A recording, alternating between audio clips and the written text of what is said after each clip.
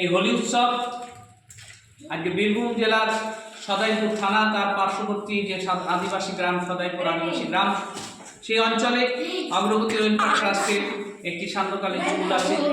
অর্থাৎ ছোট ছোট ছেলে মেয়েদের থেকে শুরু করে মাধ্যমিক পর্যন্ত যারা শিক্ষার আলোকে পৌঁছানোর জন্য যে অর্থনৈতিক অবস্থা সেটা তাদের নেই, সেই অর্থনৈতিক দুরবস্থার জন্য তারা শিক্ষা তাদের আগ্রহ আছে, তারা অনেক পিছিয়ে আছে।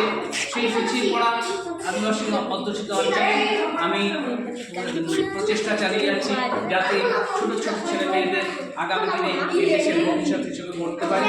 সেই ছোট ছোট ছেলে মেয়েদের আমি সরস্বতী পুজো থেকে আরম্ভ করে স্বাধীনতা দিবস থেকে আরম্ভ করে প্রজাতন্ত্র দিবস থেকে আরম্ভ করে সমস্ত কিছু পালন করা শেখায়, খেলাধুলো শেখায়। তার সঙ্গে সঙ্গে হোলি উৎসব, প্রেমের উৎসব, যাতে একে অন্যকে প্রেমের বন্ধনে আবদ্ধ করতে পারে।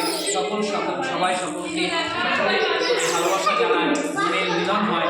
সেই উৎসব, এই উৎসবকে আমি আগ্রহী করে আর কি বলবো, এটা তো আজকের নয়, যুগ ধরে চলে আসছে।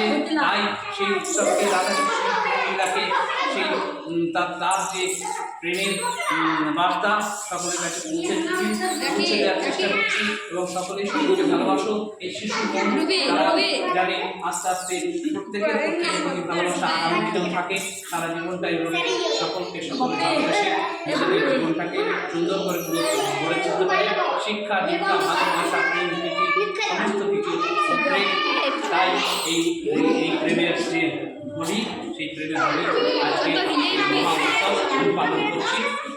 তাই সকলকে তদঞ্চলে প্রত্যেক মানুষকে আমার ধন্যবাদ নমস্কার জানিয়ে এবং হোলি উৎসবের